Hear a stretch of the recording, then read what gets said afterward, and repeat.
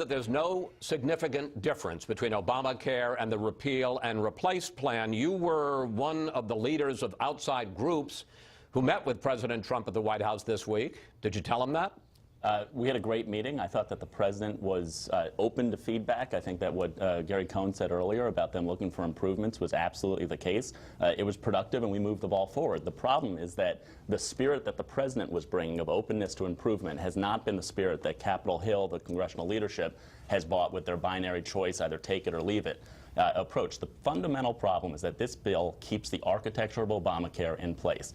Obamacare has a whole series of regulations that drive up the cost of buying health insurance. Many of those regulations stay in place. Because these regulations drive up the cost of health insurance, to keep people in buying health insurance, Obamacare had an individual mandate, which would penalize people for not buying health insurance. This bill gets rid of the individual mandate and replaces it with a mandate on insurers of a 30% tax to try to have continuous coverage. And because you've now driven up the cost of health insurance and you're requiring people or incentivizing people to buy these overly expensive plans that they don't want to purchase, you then have a large subsidy. Obamacare had a large subsidy that's replaced with a different form of subsidy. This bill keeps the architecture of Obamacare in place, and that's why it needs to be improved, and it needs to be improved a lot if we're going to make it great. Well, I want to pick up on that, because while some liberals, we just heard Nancy Pelosi complaining bitterly, there are others who are claiming victory, and exactly on Michael's point, they say that this bill maintains the basic structure, architecture of Obamacare, in the sense that there will continue to be government regulation of the health insurance industry, in the fact that even after it is scaled back, that Medicaid there'll actually be more people under Medicaid than were before Obamacare. So they say, in effect, that Obama has won. Well, I think former President Obama has won in the terms that you now have Republicans and Democrats, liberals and conservatives, saying the government has an important role to play here. But I would object to this way of thinking about the question, Chris, in this regard.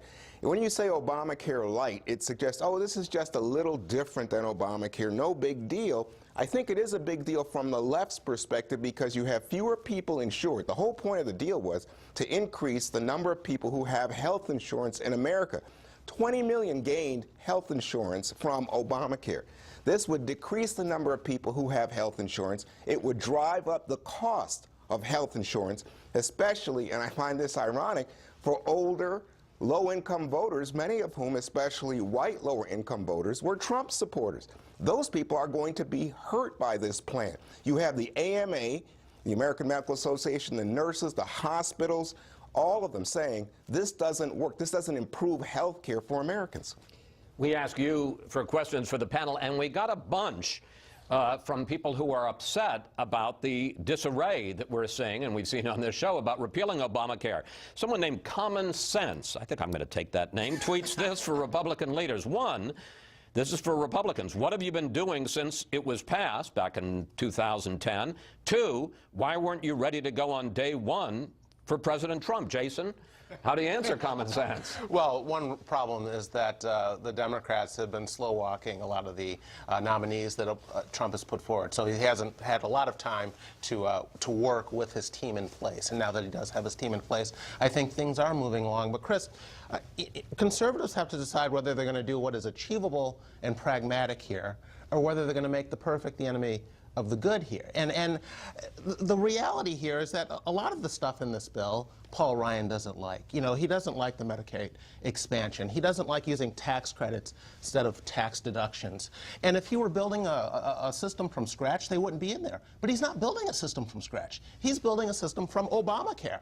And he wants to move gradually. He wants to move pragmatically. He wants to move in a way that this can get through both chambers of Congress. The Republicans don't have a lot of wiggle room. They can only afford to lose about 12 people, maybe, in the House. In the Senate, the margin is much narrower there, too. So he's got, and a clean bill is very unlikely to get through the Senate. Everyone knows that. Michael? It's just a very, very unfair way to frame this issue. You have one chance on a 51-vote Republican threshold to get a bill through. And what conservatives are saying is take the architecture of Obamacare, Do that on the 51 vote threshold, party line vote, and then do the rest when you need to get Democrats.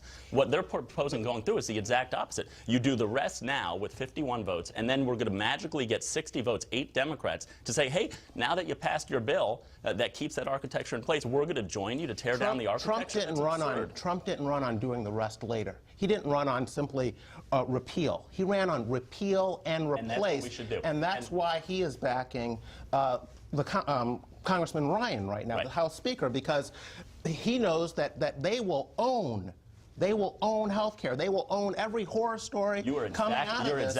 People start losing their coverage. And even Trump tweeted, this will be a disaster in 2018. If we don't get this right. If Republicans leave the architecture of Obamacare in place, and if we have death spirals and premiums going up under Ryan Care, what do you think the 2020 election is going to look like? What's the 2024 election going to look like? What's it going to look like when a Democrat president puts in single-payer health insurance? That's why we need to do this right. We need to do it right now. All right. Or else it's going to be everyone who doesn't want to run through the I want to switch to another finish topic lines. in the time we have left in this segment, and I want to bring you in, Julie.